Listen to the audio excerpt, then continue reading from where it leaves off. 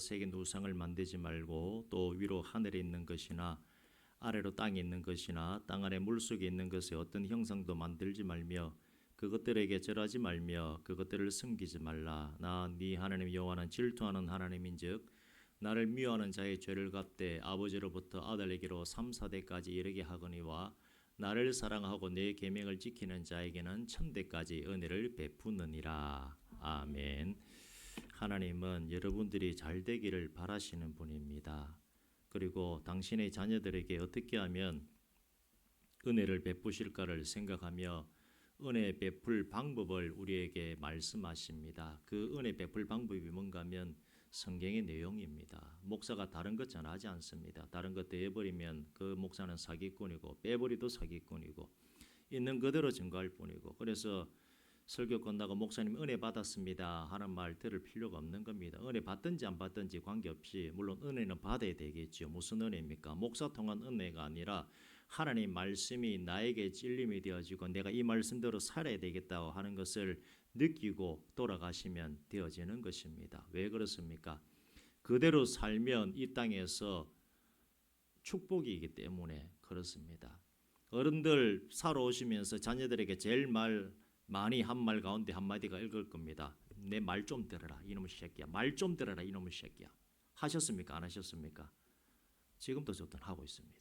왜 그렇습니까? 말 들어야 잘 되기 때문에, 말을 들어야 잘 되기 때문에 하나님 마음이 그렇습니다. 말 좀 들어라 말 좀. 그래서 주일 목사 설교가 뭡니까? 하나님 말 좀 들으라 하는 그 내용인 것입니다. 듣고 지키고 행하는 자에게 뭐가 있습니까? 복이 있는 것입니다. 그래서 주일 예배가 복이 있는 것이고 주일 강대상에서 선포되는 말씀이 목사의 말이 아니라 하나님의 말씀이라고 우리가 주일을 목숨처럼 지키는 이유가 거기 있는 것입니다. 우리가 이 땅에서 살아갈 때에 지질이 궁상 떨면서 살고 싶은 사람이 누가 있겠습니까? 하나님 주시는 축복 가운데 우리가 살아가고 싶지 않습니까?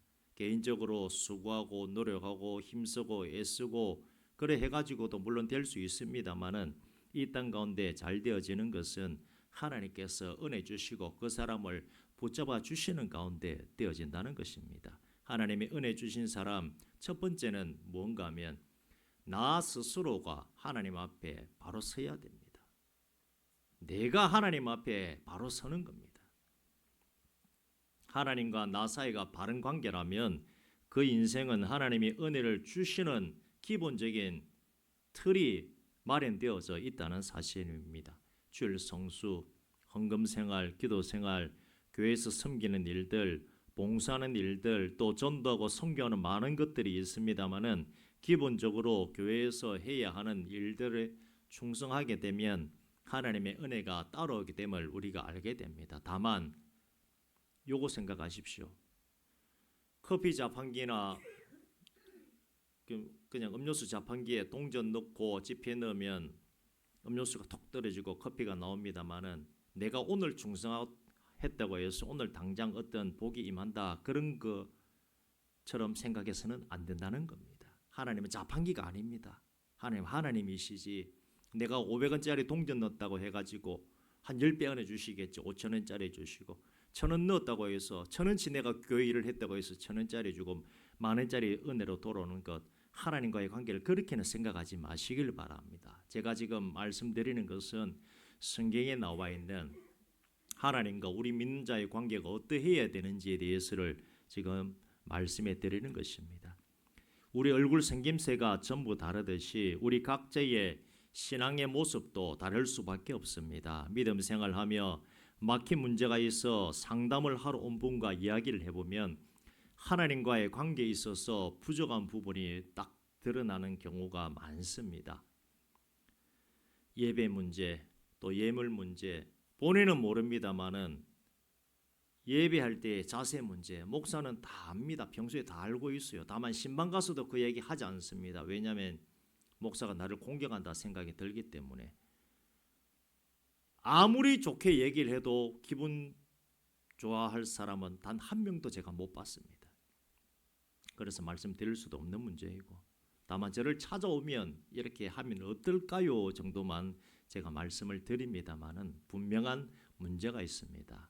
아무런 문제가 없는데 삶에 막히는 일이 있다면 성경에서 말하는 말씀대로 살지 않기 때문에 어려움이 일어나지 않을까요? 라고 제가 말씀을 드릴 수가 있습니다. 죄를 지었다는 뜻이 아닙니다. 그런 뜻이 아니고 성경에서 너희들은 이렇게 살라고 말씀을 하는데, 그래서 좋은 훈계와 교훈의 말씀, 우리가 지금 성경같이 잠언서를 읽고 있습니다마는 거기에 얼마나 좋은 말씀이 많이 있습니까? 그대로 살려고 노력을 하고 계십니까? 하나님은 그렇게 살라고 우리에게 말씀을 하신 것입니다. 그렇게 하지 않으면서 낭패를 당한 경우입니다. 이것도 아니고 저것도 아니고 내가 잘못한 일 한 적이 없는데 만일 삶 가운데 막힌 부분이 있다면 그것은 또 무엇일까 하면 그 성도님을 하나님이 사용하시려고 때로는 물질의 연단, 건강의 연단, 사람의 연단 줄 수도 있는 것으로서 해석할 수가 있습니다. 하나님은 여러분들에게 은혜 주시고자 하는 분이라고 하는 사실을 꼭 기억하시길 바랍니다. 그리고 하나님이 주시는 은혜의 길로만 나아가시기를 주의 이름으로 축원드립니다. 구약 시대에는 하나님이 은혜를 주시고자 오늘 출애굽기 20장과 같이 10계명의 말씀을 주셨습니다. 그 중에 핵심이라고 할 수 있는 6절 말씀을 보시면 나를 사랑하고 내 계명을 지키는 자에게는 천대까지 은혜를 베푸느니라, 이렇게 말씀을 하고 있습니다. 천대까지 은혜를 베푼다는 것이 1대, 2대, 3대, 4대 이렇게 천대까지가 아니라 영원토록 그 믿음의 가정은 내가 지키고 보호하고 사랑하겠노라 하는 그 말씀입니다. 조건이 뭡니까?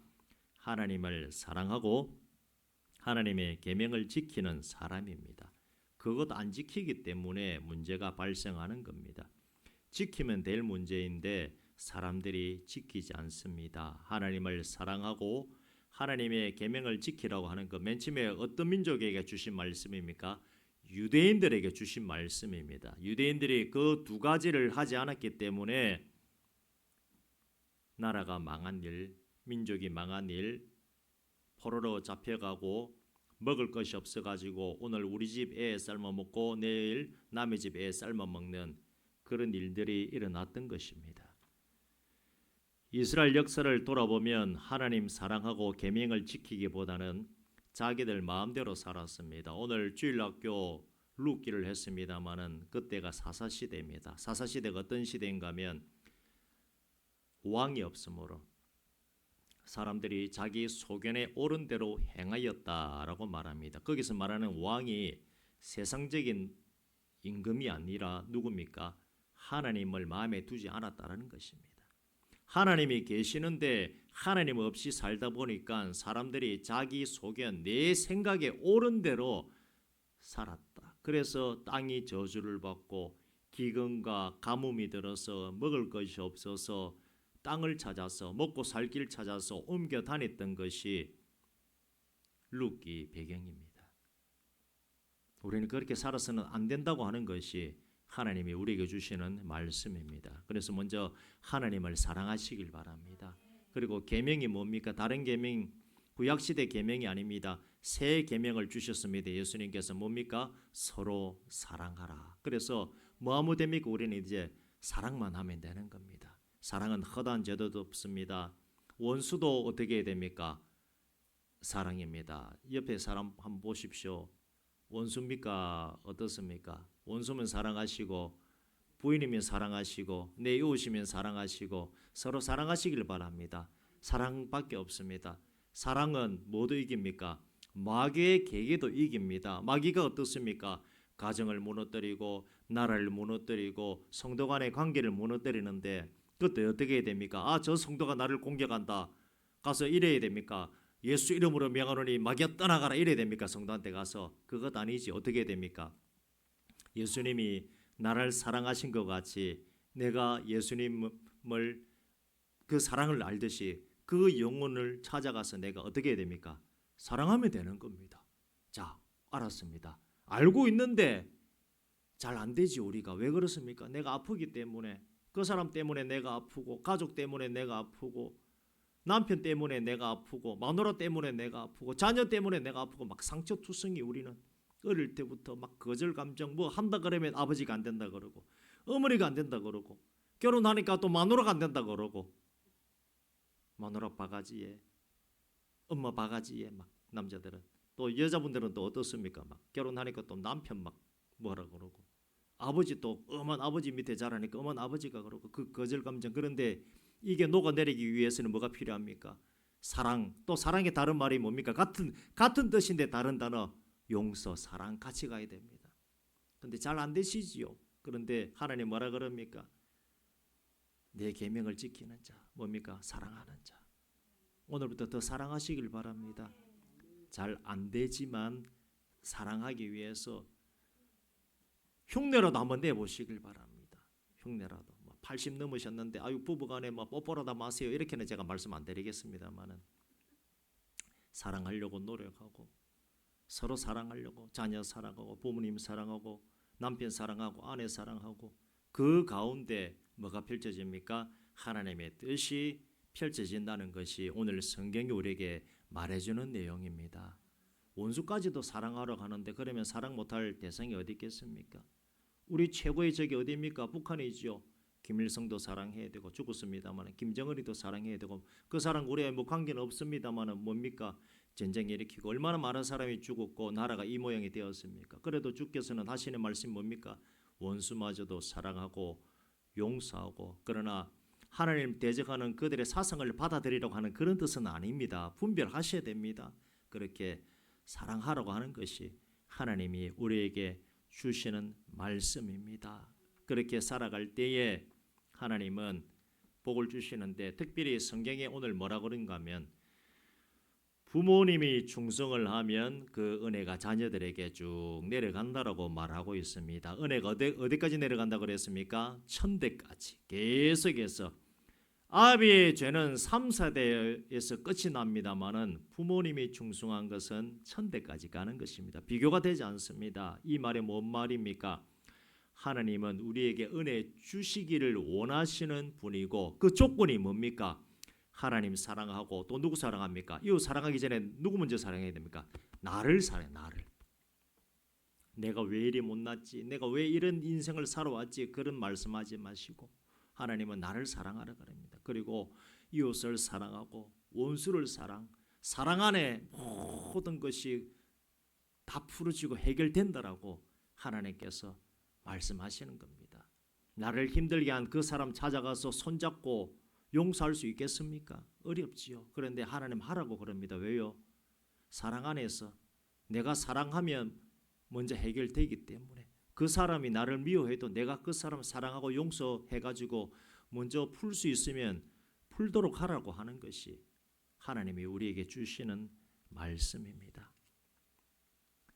어버이 주일을 맞이하여 생각해 볼 때에 참으로 자녀가 잘 되는 것 반대하거나 싫어하는 부모님이 계시겠습니까? 정말 자녀 가운데 악인이 있다면 모르겠습니다만은 부모님은 자녀가 잘 되기를 바라는 마음이 항상 있습니다. 첫 애가 태어났을 때 아니면 애가 갓난아기일 때 어릴 때 그 아이를 바라보는 부모님의 마음은 변하지 않는다고 합니다. 수십 년이 지나서 자녀가 성인이 되었을 때도 자녀를 바라보는 그 마음은 똑같다고 합니다. 무슨 말인가 하면 아이가 어릴 때 바라보는 그 부모님 그리고 자녀가 나이가 많이 들었을 때에 바라보는 그 부모님의 그 뇌파를 조사를 하면 똑같다라는 겁니다. 자녀가 나이가 아무리 많아도 어떤 뇌파인가 하면 내 자녀에게 내가 무엇을 해줄까 하는 그 생각을 부모님께서는 가지고 있다는 겁니다. 하물며 우리 하나님 아버지는 어떠하겠습니까? 항상 우리를 돌아볼 때에 너희들 이렇게 살아야 된다. 이렇게 살아야 된다. 이렇게 살아야 된다라고 말씀하시고 말씀대로 또 살아갈 때에 너희들에게 복이 임할 것이다라고 주께서는 우리에게 말씀을 주시는 것입니다. 그래서 자녀분들을 위해서 기도도 많이 하셔야 되겠지만 하나님의 일에도 충성하시길 바랍니다. 교회 일에 충성을 하면 예를 들었습니다.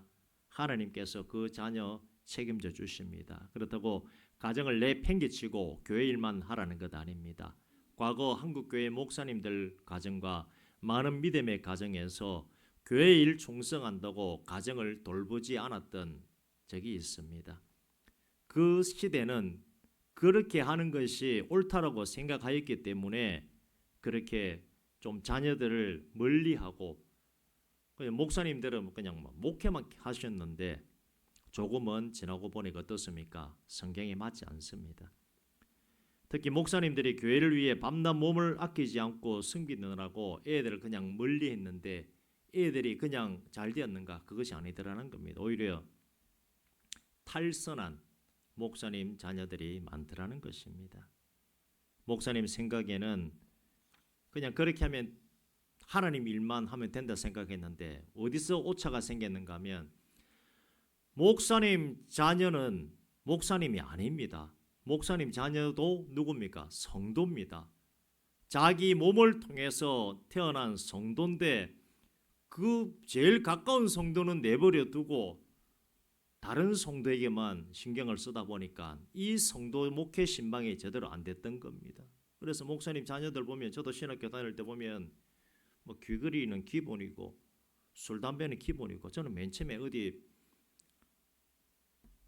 이상한 데서 애들 온 줄 알았어요. 알고 보니까 목사님 가정이고 그거보다 조금 못하면 장로님 가정이고 제가 깜짝 놀랐습니다. 알고 보니까 아버지 목사님이 목회만 신경 쓰다 보니까 애들 신경을 못 써가지고 그럼 신학교는 어떻게 왔는가 하면 아버지한테 두들겨 맞아서 온 거예요. 그냥 신학교 안 가면 너 사람 안 된다고. 참 교회 아픔이죠. 그 자녀 얼마나 그 상처가 되겠습니까? 교회 일에 충성을 하시되 시간 들이고 몸 들이고 물질 들이는 일에 한번 최선을 다해 보시길 바랍니다. 시간 들인다는 것은 개인적인 일도 중요한 일이 많이 있지만 주의 일에 한번 집중해 보시라는 것입니다. 전도를 위해 헌신하는 것 아주 좋습니다. 전도가 다른 것 아니지요. 우리 지역은 특성상 그냥 이웃 주민과 인사하고 잘 지내는 것이 전도입니다. 안 싸우는 것만 해도 사실 다행입니다. 다 알고 우리가 지내기 때문에 특별히 뭐 전도하는 것도 좋습니다만은 그냥 평소에 잘 지내면서 교회에 대해서 우리 방화교회 뭐 얘기하고 하나님 대해서 살짝 얘기하고 또 기회다 싶으면 한 번씩 기회가 옵니다. 그때는 예수님이 이런 분입니다. 사람이 올 때는 순서가 있지만 갈 때는 순서가 없다는 말 하지 않습니까? 그렇게 근육 자랑하던 뽀빠이 아저씨가 어젠가 엊그젠가 돌아가셨더라고요. 81세인데 얼마나 근육 자랑 많이 했습니까? 그런데 갑자기 쓰러지가지고 사람 알 수가 없는 것입니다. 우리는 지금 심장이 딱 멈춰도 아이고 가슴이 하면서 잠시 어지럽다가 뭐 죽게 되면 천국 가겠죠. 그러나 안 믿는 분들은 어떻습니까? 그냥 그걸로 영원한 다른 길로 들어가게 되는 겁니다. 그거 생각하면 저 영혼 불쌍해서 어떡하나 하면 예수 증언하겠습니까? 못하겠습니까? 전할 수 있지요. 깊이 한번 생각해 보십시오. 나는 지금 천국 가는데 저 사람은 그 놓쳐버리면 지옥 갈 수밖에 없지 않습니까? 우리가 그분을 완전히 붙잡고 천국에 밀어넣지는 못합니다만은 전할 수는 있지 않습니까? 예수님 믿어야 천국 갑니다. 그만 그쪽 다니고 저래 다니고 어디 그만 다니고 이쪽 갑시다. 이 정도만 해도 충분한 것입니다.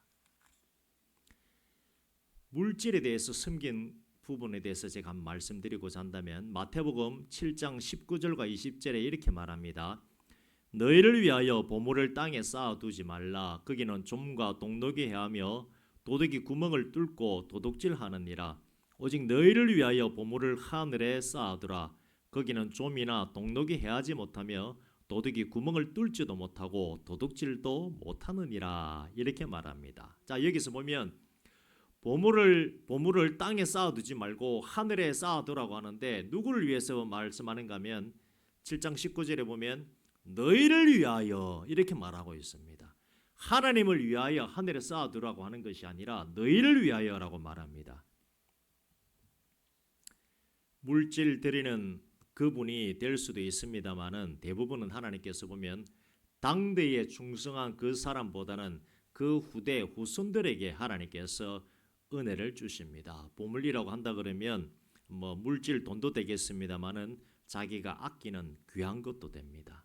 하나님께는 즐거이 드리는 자, 기쁜 마음으로 드리는 자가 하나님의 사랑을 더 받게 되는 겁니다. 보물을 땅에 쌓아두지 말라고 해서 입고 먹고 마시고 내가 즐거이 사용할 부분까지 싹 다 그냥 긁어서 드리라고 하는 그런 뜻 아닙니다. 물론 마음의 소원이 강하게 일어나면 집에 있는 거 다 긁어다가 드릴 수도 있겠지요. 하지만 지혜롭게 해야 합니다.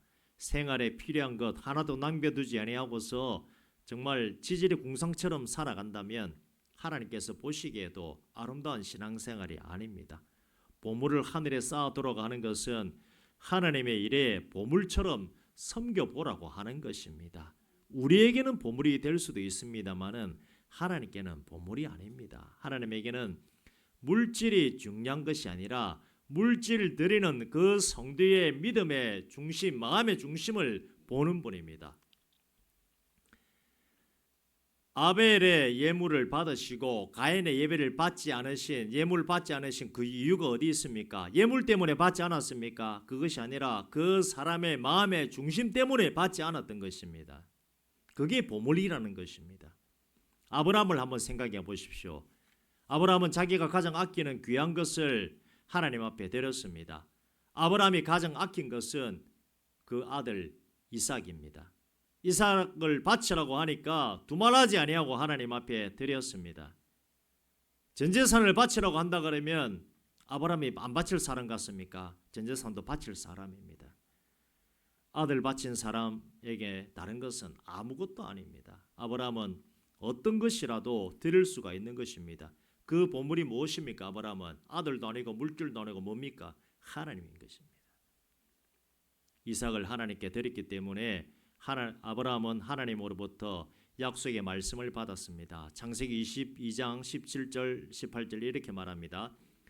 내가 네게 큰 복을 주고 네 씨가 크게 번성하여 하늘의 별과 같고 바닷가의 모래와 같게 하리니 네 씨가 그 대적의 성문을 차지하리라.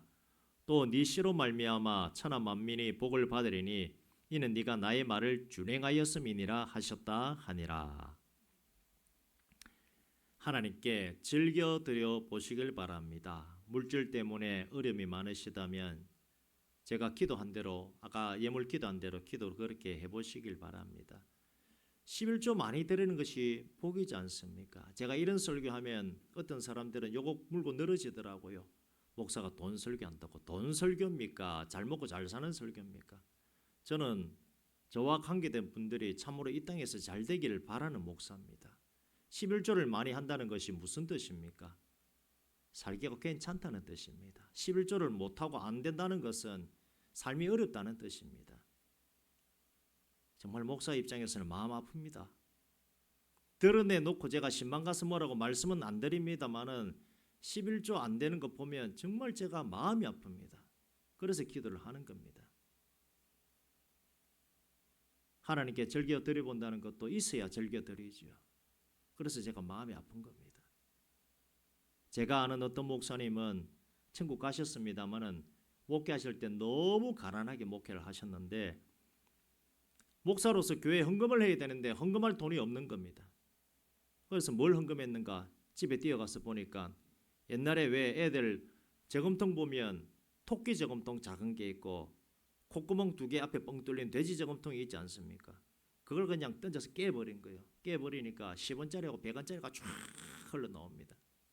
목사님께 아니고 초등학교 다니는 이제 한 3학년 정도 되는 아들 겁니다. 평소 누가 손님 오고 누가 오고 하면 그거 살짝 받아가지고 저금통 넣어둔 건데 자기 아버지가 아버지 목사님이 헌금할 돈이 없으니까 그거 깨가지고 막 아들은 아빠 안 된다고 아빠 물고 잡고 늘어지는데 아버지는 막 아들 내 팽개쳐버리고 그 돈 좀 모아가지고 교회에다 헌금했습니다. 그 아들이 저보다 나이 한 2살 정도 더 위인데 저한테 그 얘기를 하더라고요. 그 얘기하면서 울었습니다. 정말 상처됐다고. 우리 아버지는 사람도 아니라고 막 그랬는데 나중에 뭐라 그랬냐 하면 그렇게 아버지 싫었지만 아버지 돌아가시고 지금 내가 보니 그 아버지의 그 작은 충성이지만 그것 때문에 내가 이렇게 어림없이 살아간다라고 그렇게 고백을 한 일이 있었습니다. 예물 그렇게 한번 드려보시고 또한 믿음을 드려보시길 바랍니다. 믿음이라고 하는 것은 하나님께 인정받을 만한 믿음입니다. 서두에 뭐라 그랬습니까? 하나님을 사랑하고 내 계명을 지키는 자. 신약 시대는 뭡니까? 사랑입니다. 무조건 사랑입니다. 그러면 사랑하는 믿음을 한번 하나님 앞에 한번 드려보시길 바랍니다. 옆에 사랑할 수 없는 사람, 하나님 저 사람은 나한테 상처 준 사람이고 내가 저 사람하고 잘 지낼 이유가 없습니다라고 하는 그 사람마저도 내가 한번 덮어줄 수 있는 믿음을 한번 보여보시길 바랍니다. 참 어렵지요. 하나님 정말 어려운 거 시킵니다. 그런데 이 세상은 그렇게 흘러간다는 겁니다. 이 땅은 우리가 살아가는데 사랑이 아니고서는 마귀가 공격하고 정복하고 다스리는 이 땅을 변화시킬 수 없기 때문에 하나님은 사랑하라고 그렇게 말씀을 하시는 것입니다. 아브라함의 충성으로 말미암아 이삭과 야곱이 복을 받습니다. 이삭을 보면 너무 사람이 착하고 순진하여서 주위에 도둑 같은 사람들이 모든 것을 빼앗아 가고자 합니다. 그래도 이삭은 다투기를 싫어하는 사람이기 때문에 다투지 않고 그 사람들을 피합니다. 피하는데 어떻게 피합니까? 에색, 신나, 로봇이라고 하는 우물이 있는데 아버지 아브라함 때 팠던 우물인데 그 우물, 물도 잘 나지 않는 지역의 우물을 뺏긴다는 것이 말이 됩니까? 그런데 이삭은 다투지 아니하고 에색이라고 하는 우물 주고 신나라고 하는 우물을 줘버리는데 마지막에는 그냥 아무도 간섭지 않습니다만 우물 파니까 또 물이 나옵니다. 이제는 하나님께서 나에게 축복하시는구나. 로봇의 축복을 이삭이 받는다는 것입니다. 지금 우리가 살아가는 이 세상뿐 아니라 옛날 그렇지 않습니까?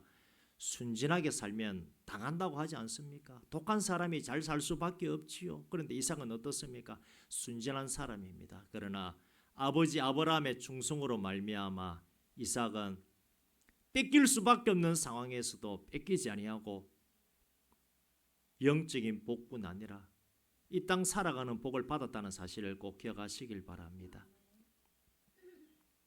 할아버지 아브라함 그리고 아버지 이삭의 충성으로 말미암아 그 아들 야곱 그 후손들이 복을 받았습니다. 이건 변하지 아니하는 하나님의 약속입니다. 너희는 먼저 그의 나라와 그의 의를 구하라. 그리하면 이 모든 것을 너에게 더하시리라고 주께서 말씀하셨습니다. 그렇기 때문에 교회 일, 하나님의 일에 대해서 귀찮다 하지 마시고 한번 충성해 보시길 바랍니다. 내가 돈 벌려고 하면 힘들거든요. 방법은 제가 말씀드렸습니다. 성경적인 방법. 하나님의 일에 충성하시길 바랍니다. 하나님의 일에 집중해 보시길 바랍니다. 하나님 앞에 몸 들여보시고 물질 드리고 시간 들여서 하나님께서 주시는 영적인 복, 육적인 복 그리고 가정과 자녀들 위해 하나님의 큰 은혜가 충만히 임하시기를 주의 이름으로 축원드립니다. 이 시간 우리 함께 기도하기를 원합니다. 기도할 때 제가 기도 제목 드리겠습니다. 1번은 전도입니다. 하나님 내가 전도 한번 제대로 해보기를 원합니다라고 기도하시길 바랍니다. 전도할 때 지혜가 필요합니다. 입술의 권세 필요합니다. 말의 지혜가 또 필요합니다. 사람 만나가지고 정말 얘기를 잘 해야 됩니다.